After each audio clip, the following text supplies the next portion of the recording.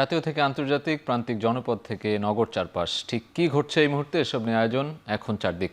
পুরো আয়োজনের সঙ্গে আছে আমি সাজিদ আরাফাত।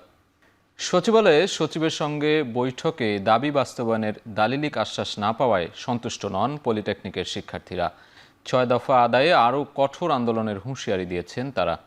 দুপুরে শিক্ষা মন্ত্রণালয়ের মাদ্রাসা ও কারিগরি বিভাগে দপ্তরটির অতিরিক্ত সচিব রেহানা ইয়াসমিনের সঙ্গে বৈঠকে বসেন ওই সংগঠনটির প্রায় ১৮ সদস্য। কর্মকর্তাদের সঙ্গে প্রায় ৩.৫ ঘন্টার বৈঠক শেষ করে তারা বলেন, এ আলোচনায় সন্তুষ্ট নন তারা। তাদের দাবি, উপদেষ্টার সঙ্গে বৈঠকের জন্য তাদের আনা হলেও উপদেষ্টা পরিষদের সভা থাকায় তিনি আসতে পারেননি। দাবিগুলো বাস্তবায়ন সময় সাপেক্ষ এবং এমন পরিস্থিতিতে আন্দোলন কতটা যৌক্তিক এ প্রশ্নের জবাবে পলিটেকনিক শিক্ষার্থীরা বলেন, তারা দাবি বাস্তবায়নের নিশ্চয়তা পেলে অবশ্যই সময় দিতে প্রস্তুত।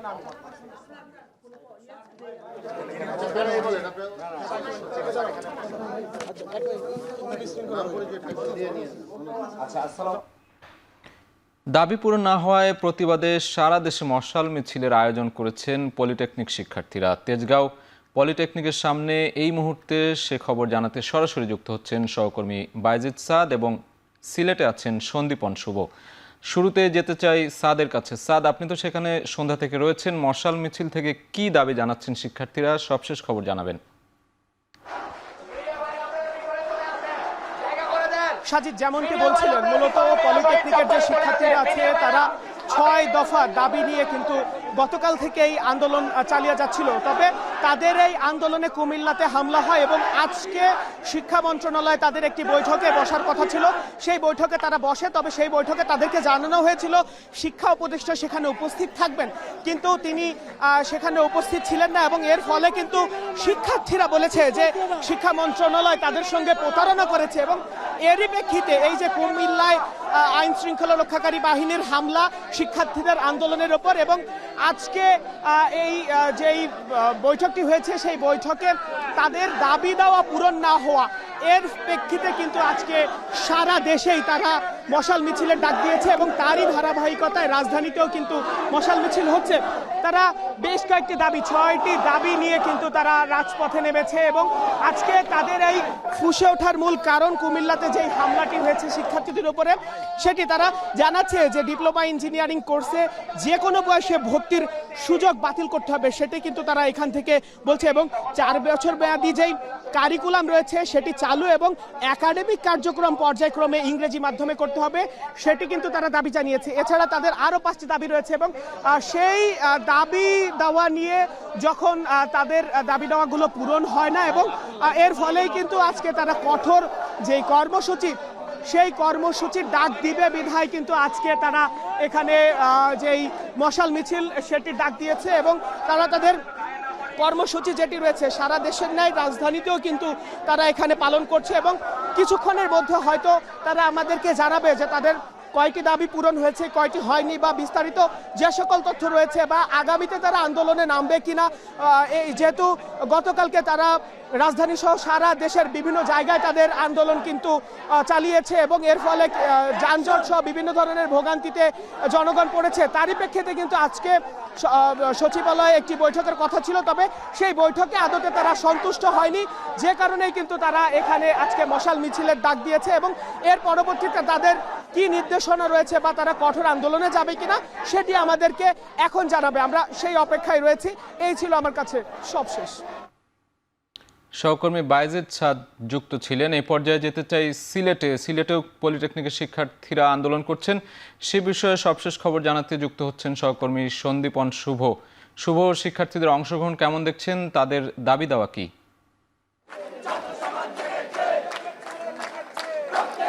সাজিদ, এখানে আমরা সন্ধ্যার পর থেকেই দেখেছি যে শিক্ষার্থীরা আসতে শুরু করেছেন এবং সিলেট পলিটেকনিক ইনস্টিটিউট কিন্তু এই মুহূর্তে বেশ উত্তাল অবস্থানে রয়েছে এবং তাদের যে কথাটি ৬ দফা দাবি, সেই ৬ দফা দাবি তারা বাস্তবায়নের কোনো লিখিত আশ্বাস তারা পাননি এবং সে কারণে এবং গতকালকে কিন্তু কুমিল্লায় তারা বলছেন যে হামলার ঘটনা ঘটেছে, সেই অভিযোগেও কিন্তু তারা আজকে উত্তাল হয়েছেন এবং সন্ধ্যা ৭টা থেকেই কিন্তু মশাল মিছিল নিয়ে তারা তাদের ক্যাম্পাস প্রদক্ষিণ করেছেন এবং এখন কিন্তু বিক্ষোভে উত্তাল হয়ে আছে পুরো ক্যাম্পাস জুড়ে। এবং তাদের যে দাবি দেওয়া, সেই দাবি দেওয়া নিয়ে যদি বলতেই হয়, প্রথমেই কিন্তু তারা বলেছেন যে ক্রাফট ইন্সট্রাক্টর থেকে পদোন্নতি পেয়ে জুনিয়র ইন্সট্রাক্টর পদে যে পদোন্নতি দেওয়া হয় সেটি বাতিল করতে হবে।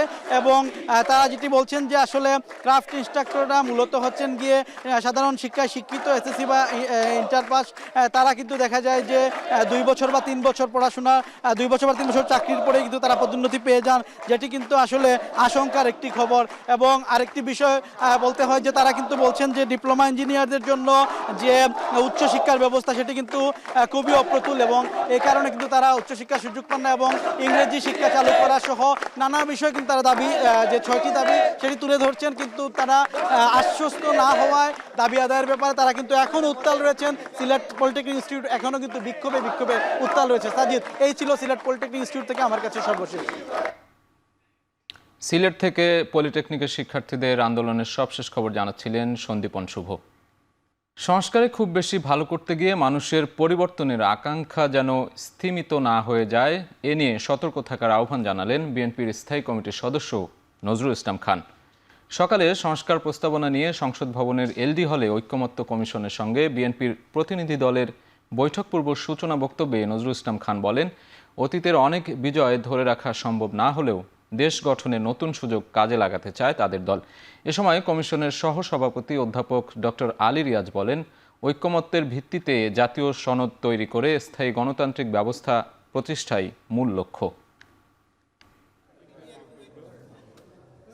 লন্ডনে বিএনপি চেয়ারপারসন খালেদা জিয়ার সাথে নির্বাচনের সময়সীমা নিয়ে সুনির্দিষ্ট কথা হয়নি বলে জানিয়েছেন জামায়াতের আমির। তবে এ সময় রাজনৈতিক ইস্যু নিয়ে আলাপ হয়েছে বলে জানান তিনি। সকালে ইইউ সফর শেষে করা সংবাদ সম্মেলনে একথা বলেন তিনি। কিছু স্পেশালাইজড ইকোনমিক জোন আছে, আমরা আমাদের সরকারকে সুপারিশ করব তারা যেন ইউরোপের জন্য একটা স্পেশালাইজড ইকোনমিক জোন ডেজিগনেট করে। যদি সেটা করে তাহলে আপনারা একটা বেটার পরিবেশ পাবেন এবং নিজের মতো করে সুন্দরভাবে এটাকে সাজাতে পারবেন। এই ক্ষেত্রে কিছু ট্যাক্স ট্যারিফের বিষয় আছে, সেইটা আলোচনার মাধ্যমে সেটেল করা সম্ভব। তারা এখানে ব্যাপক উৎসাহ প্রদর্শন করেছেন যে আমরা এটাকে ইতিবাচকভাবে নেব। যুক্তরাষ্ট্রের 2 উপসহকারী পররাষ্ট্রমন্ত্রীর সিরিজ বৈঠক শেষে ব্রিফিংয়ে পররাষ্ট্র সচিব মোহাম্মদ জসিমউদ্দিন জানান, গণতন্ত্র, নির্বাচন, ইউএসআইডির সহযোগিতা পুনর্বিবেচনা, শুল্ক ও রোহিঙ্গা প্রত্যাবাসন নিয়ে আলোচনা হয়েছে। দ্বিপাক্ষিক বাণিজ্য ঘাটতি কিভাবে কমানো যায় সেটিও আলোচনায় এসেছে। আজকে মার্কিন প্রতিনিধি দলের সাথে আমরা দ্বিপাক্ষিক যে বাণিজ্য ঘাটতি সেটি কি করে কমিয়ে আনা যায় সেই বিষয় নিয়েও কিছুটা আলাপ আলোচনা করেছি। এবং সামনে বাণিজ্য মন্ত্রণালয় এবং জাতীয় রাজস্ব বোর্ড সহ সংশ্লিষ্ট দপ্তরগুলো কি কি ব্যবস্থা নিতে যাচ্ছে সেগুলো তাদেরকে আমরা জানিয়েছি। নির্বাচনের ক্ষেত্রে সরকার ও নির্বাচন কমিশন সিদ্ধান্ত নেবে, তাদের নির্দেশনা অনুযায়ী কাজ করবে সেনাবাহিনী। একথা বলেছেন সেনা সদরের মিলিটারি অপারেশনসের ডাইরেক্টরেট কর্নেল মোহাম্মদ শফিকুল ইসলাম। দুপুরে সেনা সদরে এক ব্রিফিংয়ে তিনি একথা বলেন। এ সময় তিনি বলেন, ম্যাজিস্ট্রেসি ক্ষমতায় কাজ করতে গিয়ে রাজনৈতিক চাপের সম্মুখীন হচ্ছে না সেনাবাহিনী। অপরাধীদের আটকের পর তা অন্য বাহিনীর কাছে হস্তান্তর করা হয়, সেখানে সেনাবাহিনীর কোনো ভূমিকা নেই। এছাড়াও কোনো গুজবে সেনাবাহিনী বিচলিত নয় বলেও ব্রিফিং থেকে জানানো হয়।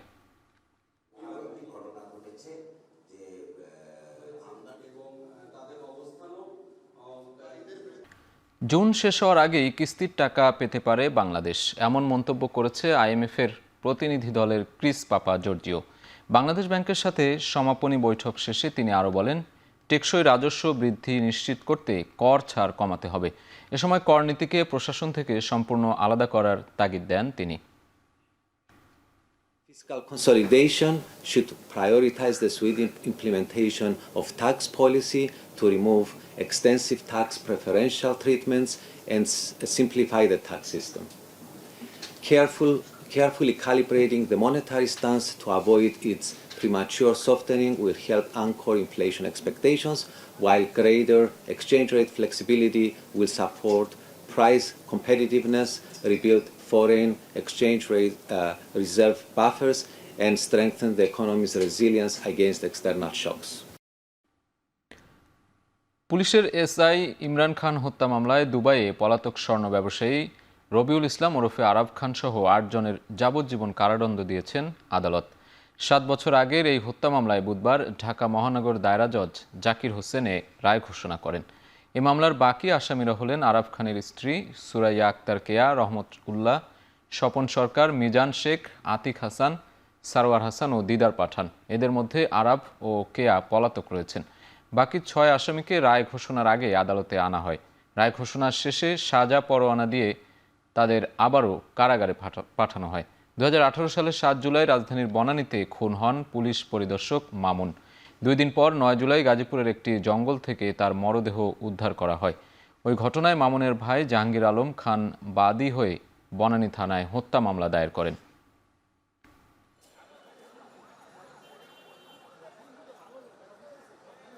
খেলার প্রসঙ্গ, ইন্দোনেশিয়া জর্ডানের বিপক্ষে ত্রিদেশীয় টুর্নামেন্ট খেলতে মে মাসের 27 তারিখ দেশ ছাড়বে বাংলাদেশ নারী ফুটবল দল। বৃহস্পতিবার বাফুফে ভবনে নারী উইংয়ের চেয়ারম্যান মাহফুজা আক্তার কিরণ জানান, জর্ডানের আম্বারে মে মাসের 31 ও জুনের 3 তারিখে 2টি ম্যাচ খেলবে বাংলাদেশের মেয়েরা। মূলত জুলাই হতে যাওয়া এএফসি এশিয়ান কাপ বাছাইয়ের প্রস্তুতি নিতেই এ টুর্নামেন্ট আয়োজন করেছে বাফুফে।